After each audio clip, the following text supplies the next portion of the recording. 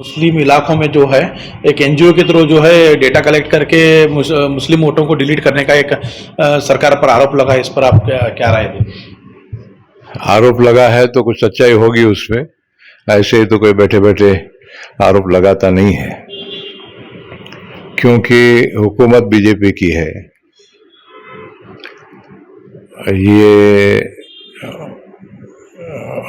और ज्यादातर उनको कुछ अक़लियतों से उतनी कुछ मोहब्बत नहीं है। अक़लियतों में खास करके मुसलमान और ईसाई लोगों से उन्हें वोट की भी उम्मीद नहीं है, तो ज्यादातर वो वोटर्स को तकलीफ देने की कोशिश होती है कि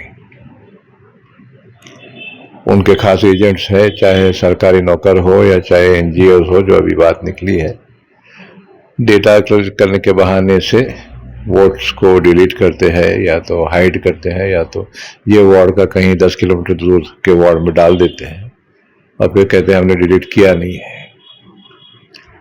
ये चलता रहेगा, ये रुकने वाला है नहीं, क्योंकि ये उनका कैरेक्टर है। चाहे ईवीएम मशीन हो, चाहे वोटर आइडेंटिटी में छेड़छाड़ करना, चाहे कुछ सेक्शंस के हक कम करने की कोशिश करना, चाहे झूठे इल्जाम लगाना, लोगों को एक किस्म का भय और दहशत में रखना, ये आदत है। ये these are not new things.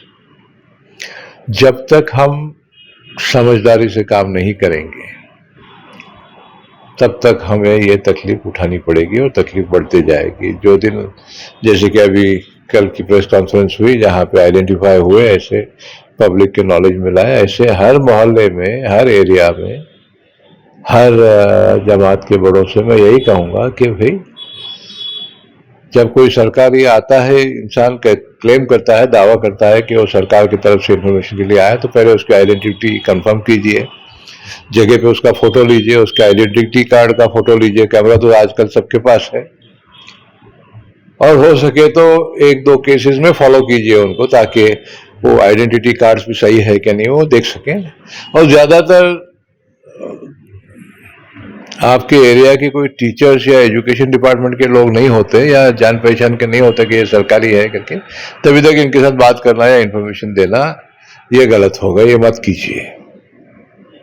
हमने बार बार देखा है कि इलेक्शंस में लोग बूथ तक पहुंचते हैं और फिर उनके नाम गायब होते हैं, फिर नाराज होते हैं, फिर वापस आते हैं, फिर भूल जाते हैं, फिर 5 साल के बाद वही काम होता है। तो आगे के अगर वतन के हालात सुधारना है, जो काफी हद तक बिगड़ गए हैं किसी के खुदगर्जी की वजह से, और उसी लिए ये भारत जोड़ो यात्रा जो कार्यक्रम राहुल गांधी जी ने लिया है, यही मकसद है कि सभी को इक्वल हक मिले, सभी मिल के रहे, सब जुड़ के रहे। और फिर जिसको आप वोट देना है, कैंडिडेट देख के, पार्टी देख के, वो आपकी मर्जी है, वो अलग बात है।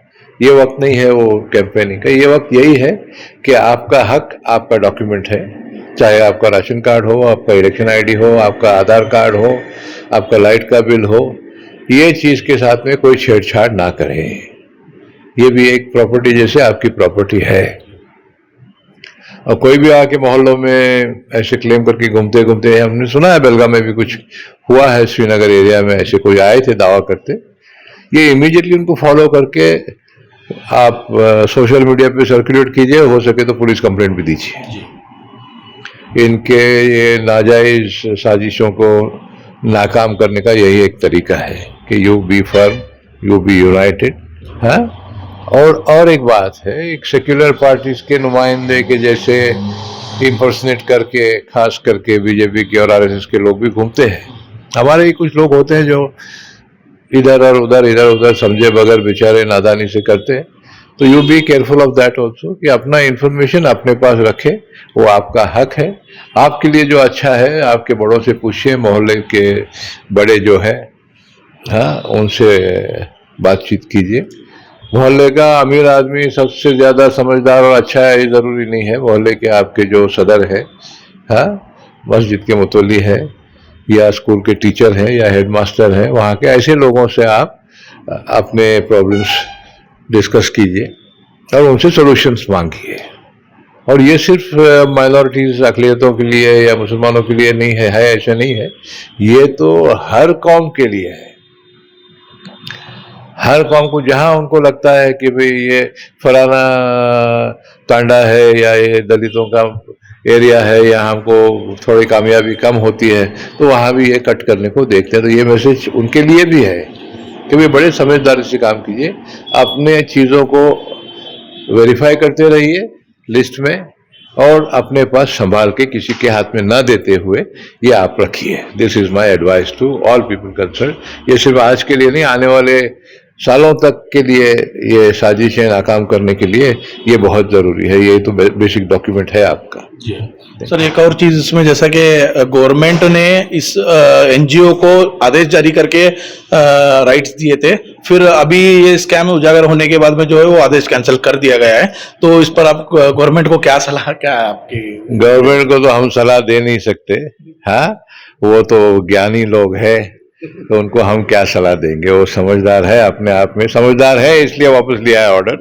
हाँ, तो ये ऐसी हरकतों की वजह से बदनाम होते रहने के बजाय मैं यही कहूँगा, कोई भी सरकार हो, कोई भी सरकार का नुमाइंदा हो, बेकार के उलझनों में पड़ने के अलावा जो काम के लिए आपको लोगों ने इंडेक्स किया था, ईमानदारी से उनके काम कीजिए, तो वो आपको सर आंखों पे बिठा करके आपकी पूरी हयाती तक आपको जिताते रहेंगे। ये सब चिल्लर पिला ये छोड़ के, है, एक मेन स्ट्रीम पे आके अच्छे काम कीजिए। That is the best thing to do, that is the best thing. इस मामले को लेकर सर आप बेलगाम के आवाम को और हाँ, हम तो बेलगाम में आप समझा देंगे, हमारे भी सोर्सेस हैं हर तरफ, हाँ, हर मोहल्ले में, और जो खास करके बेलगाम में तो कौन से मोहल्ले में किससे बात करना या किससे नहीं बात करना, ये भी तो जानते हैं लोग, हाँ, वो करेंगे। और हम भी हमारी तरफ से पूरे जितनी हमारी टीम है ये सभी को समझाने की कोशिश करेंगे, और हो सके तो पूरे बेलगाम जिले में भी समझाने की कोशिश करेंगे। We will do that. Thank you,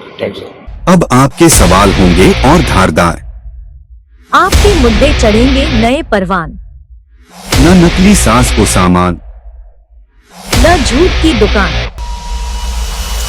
खबरों में सच दिखाना ही है हमारी पहचान। हम है बेलगाम एक्सप्रेस, कलम हमारी, आवाज आपकी।